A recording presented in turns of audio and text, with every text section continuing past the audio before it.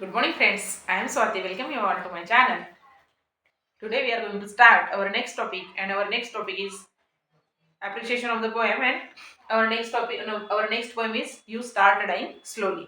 बघा ही आपल्या 10व्या वर्गातली तिसऱ्या नंबरची पोएम आहे. थर्ड पोएम आहे यू स्टार्ट डाईंग स्लोली. म्हणजे तुम्ही काय म्हणत आहे आपल्याला जे पोएमचा जो टायटल आहे, टायटल ऑफ द पोएम, त्याच्यावरूनच समजते की यू स्टार्ट डाईंग स्लोली. म्हणजे आपण हळूहळू काय करत आहोत, मरत आहोत, आहे की नाही. त्याचं मिनिंग जर आपण बघितलं, यू स्टार्ट डाईंग स्लोली. आपण याच्या पहिल्याच्या आपण व्हिडिओमध्ये बघितलं की अर्धा मार्क्स कशाला असतो, डिवायडेशन आपण बघितलं तर पहिल्याच पोएम मध्ये की पहिल्या म्हणजे टायटलला किती मार्क्स असतात, अर्धा, आणि जो पोएट आहे त्याला अर्धा मार्क, रायमिंग स्कीमला 1 मार्क आणि फिगर ऑफ स्पीचला 1 मार्क, आणि जी सेंट्रल थीम आहे, सेंट्रल आयडिया किंवा central theme of this poem, तर त्याला किती मार्क्स असतात, 2 मार्क्स असतात. अशा प्रकारे आपल्याला ॲप्रिशिएशन ऑफ द पोएम हे 5 मार्कांसाठी परीक्षेमध्ये विचारलेलं असते. आणि हीच पोएम बघा मार्च 2024 हा मार्च 2024चा पेपर आहे, आणि या मार्च 2024च्या पेपरमध्ये बोर्डाच्या एक्झाममध्ये हीच पोएम विचारलेली होती. You start dying slowly. Appreciation of the poem. Read the following poem and write an appreciation of it with the help of the points given below. इथे ते जे पॉइंट्स दिलेले आहेत त्याच पॉइंट्स नुसार आपल्याला title, poet, rhyming scheme, figure of speech, central theme हे सगळं डिटेलमध्ये लिहायचं असते. तर बघा इथे टायटल दिलेलाच असतो पोएम मध्ये, आणि पोएटचा जो लेखक रायटर आहे, हे आहे पोएट आहे, तो पण दिलेला असतो. हे बघा लिहिलेलं आहे इथे. तर तेच, तर काय आहे या पोएमचं टायटल काय आहे, what is the poet title of this poem, you start dying slowly. नंतर पोएट पॅबोला नेरुडा. काय आहे, Pablo Neruda. This is the poet, he is the poet of this poem. हे बघा. आणि आता what is the rhyme scheme of this poem. काय आहे rhyme scheme, free verse. This poem is written in free verse. ही poem जी आहे ही कशामध्ये लिहिलेली आहे, फ्री वर्स मध्ये लिहिली आहे. There is no any rhyming scheme. आता बघा आपण ही एक पोएम, आता ही आपण पोएम बघू काय म्हणते बघा इथे. If you do not travel, if you do not read, if you do not, this is your poem. If you do not travel, if you do not read, if you do not listen to the sounds of life, if you do not listen to the sound of life, if you do not appreciate yourself, जर तुम्ही स्वतःचीच स्तुती करत नसाल, जर तुम्ही travel करत नसाल, ट्रॅव्हल म्हणजे journey, if you do not go anywhere means here to there म्हणजे एका ठिकाणावरून दुसऱ्या ठिकाणी ट्रॅव्हल करत नसाल, if you do not read, काही वाचत नसाल, if you do not listen to the sounds of life, तुम्ही साऊंड ऑफ लाईफ म्हणजे जीवनाचं गाणं गात नसाल, if you do not appreciate yourself, तुम्ही स्वतःचीच स्तुती करत नसाल, यू स्टार्ट डाईंग स्लोली, तुम्ही हळूहळू काय करत आहात, मरत आहात. तर आपल्याला बघा या 5 ओळी दिलेल्या आहेत इथे. तर आपल्याला राईम स्कीम बघायची आहे. आपण याच्या पहिल्या व्हिडिओमध्ये पण बघितलं होतं की ABCD असं बघितलं होतं, तर तसं आहे का इथे आपण ते बघूया. आता बघा शेवटचा what is the last word of this line, travel, नंतर आहे रीड, नंतर आहे लाईफ, नंतर आहे युअर सेल्फ अँड स्लोली. तर रीड, ट्रॅव्हल, रीड काहीच कॉम्बिनेशन लागत नाही, किंवा ट्रॅव्हलचं याच्या इकडच्या लाईनमध्ये पण काहीही संबंध लागत नाही. Life, yourself and slowly आहे, means all words are different means there is no any rhyme scheme. That poem is written in free verse मध्ये ती पोएम काय झालेली आहे, लिहिलेली आहे. तर आपल्याला हेच म्हणायचं होतं इथे की ही पोएम कशी आहे, फ्री वर्स. आता बघा फिगर ऑफ स्पीच कोणता दिलेला आहे इथे, रिपिटेशन अँड अँफोरा. रिपिटेशन किंवा आहे हा, रिपिटेशन और अँफोरा. आता what is the meaning of repetition and what is the meaning of anaphora.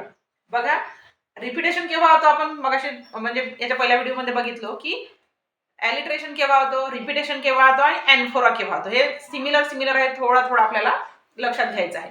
बघा जेव्हा साऊंड रिपीट होत असेल, when the sound is repeated, letter is repeated in that line, that's why the alliteration figure of speech. तेव्हा कोणता figure of speech होणार, ॲलिट्रेशन. जसं आता पूर्ण सी साऊंड आहे, एस साऊंड आहे, हे जे साऊंड आहेत हे कोणते पण साऊंड असतील, हे साऊंड रिपीट होत असेल तर कोणता फिगर ऑफ स्पीच असतो, ॲलिट्रेशन फिगर ऑफ स्पीच असतो.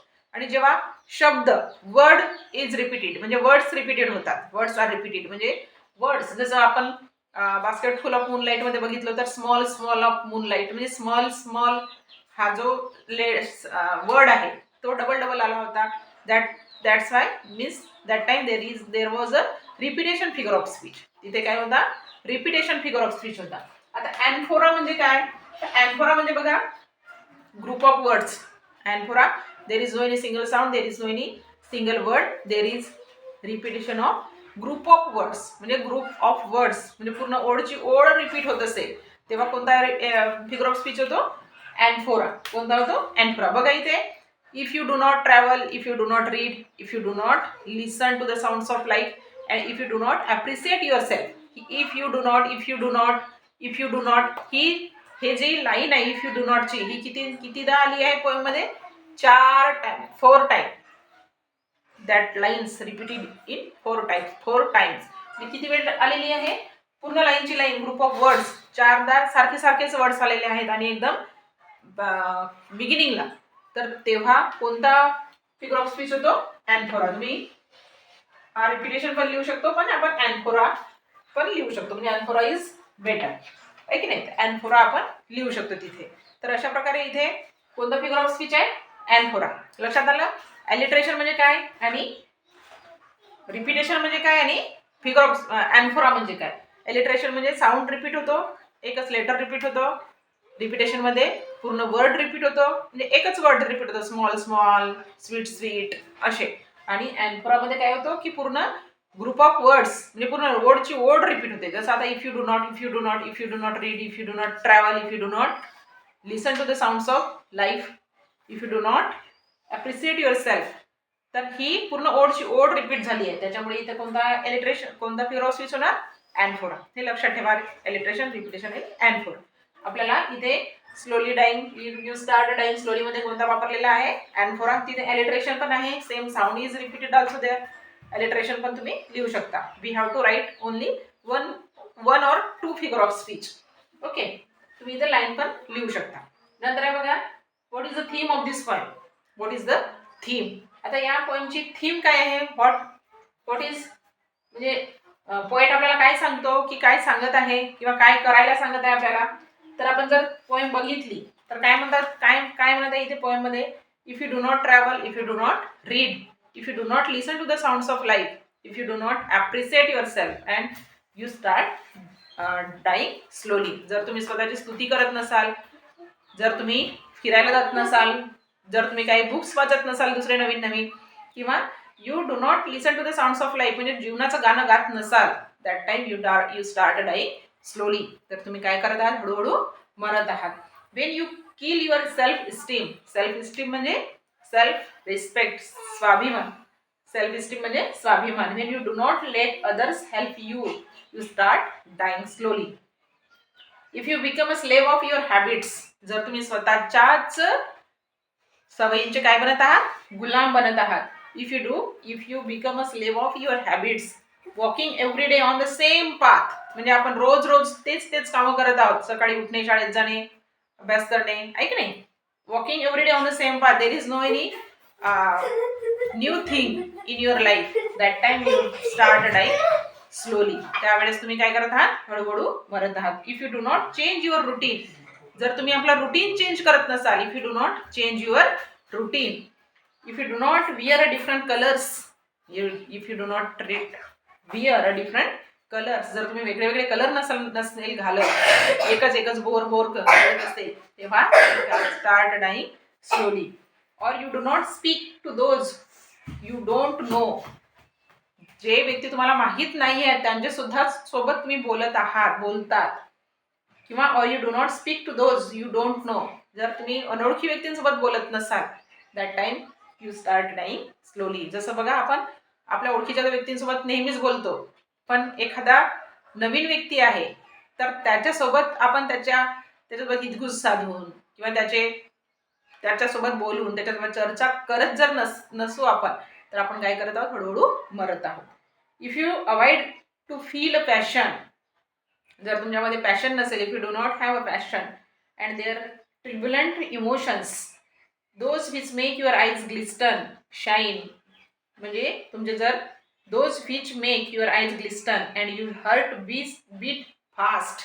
म्हणजे जर एक येतं इथं काय म्हणायचं, you start dying slowly if you do not have any passion. If you do not have any passion, जर तुमच्याकडे एखादी पॅशन नाही आहे की काहीतरी मला करायचं आहे समोर जाऊन, that time you start dying slowly. If you do not change your life, जर तुम्ही आपली बदलवत नसाल, लाईफ जीवन बदलवत नसाल, सारखं सारखं तेच तेच तेच तेच करणं सुरू असेल. when you are not satisfied with your job or with your love, if you do not risk what is safe for the uncertain, if you do not go after a dream, if you do not allow yourself at least once in your lifetime to run away from sensible advice, when you are not satisfied with your job, म्हणजे जर तुम्ही आपल्या कामाने satisfied नसाल, समाधानी नसाल, or with your love, आणि आपण आपल्या म्हणजे आपण ज्याच्यावर प्रेम करतो किंवा त्याच्यासोबत किंवा तिच्यासोबत सुद्धा आपण सॅटिस्फाईड नाही आहोत, म्हणजे एखाद्या कामावर प्रेम करतो आपण. If you do not risk what is safe, जर तुम्ही रिस्क घेत नसाल, if you do not take risk what is safe for the uncertain, if you do not go after a dream, म्हणजे स्वप्नाच्या पलीकडे जर विचार करू शकत नसाल, if you do not allow yourself, जर तुम्ही स्वतःलाच अलाव करत नसाल, परमिशन देत नसाल, at least once in your life time to run away from sensible advice, common sense वापरणे महत्त्वाचं आहे. आणि जर तुम्ही ह्या सगळ्या गोष्टी करत नसाल तर काय आहात, if you do start dying slowly, आहे की नाही. तर अशा प्रकारे ही आपली पोएम आहे. तर याच्यामधलं काय दिलेलं आहे पोएटने आपल्याला काय सांगितले आहे की इथं काय म्हणता बघा, in this poem gives us a wonderful message about life.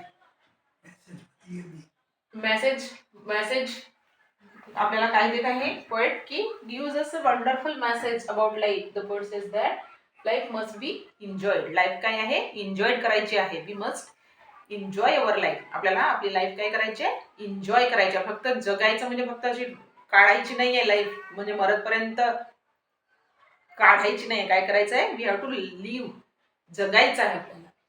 Must be enjoy, we should follow our dreams, otherwise the life will go when. आणि जर आपण आपले ड्रीम्स जगलो नाही, आपले ड्रीम्स पूर्ण नाही केलं किंवा जगलो नाही, तर आपली लाईफ काय आहे, पूर्णपणे व्हेन, म्हणजे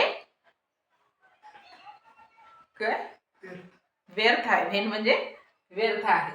तर पोएटनी या पोएम मध्ये खूप सुंदर असं म्हणजे रोज कसं जगायचं किंवा नव्या उमेद किंवा एक नवीन पॅशन असते, तर ते कसं करायचं, नवीन नवीन गोष्टी शिकल्या पाहिजे आपण, आहे की नाही. तर ते या पोएम मध्ये दिलेलं आहे. There is a passion about life, म्हणजे लाईफ कसं जगायचं या पोएम मध्ये छान प्रकारे दिलेलं आहे. तर अशा प्रकारे ही आपण पोएम घेतली, हे तुम्ही लिहून घ्या.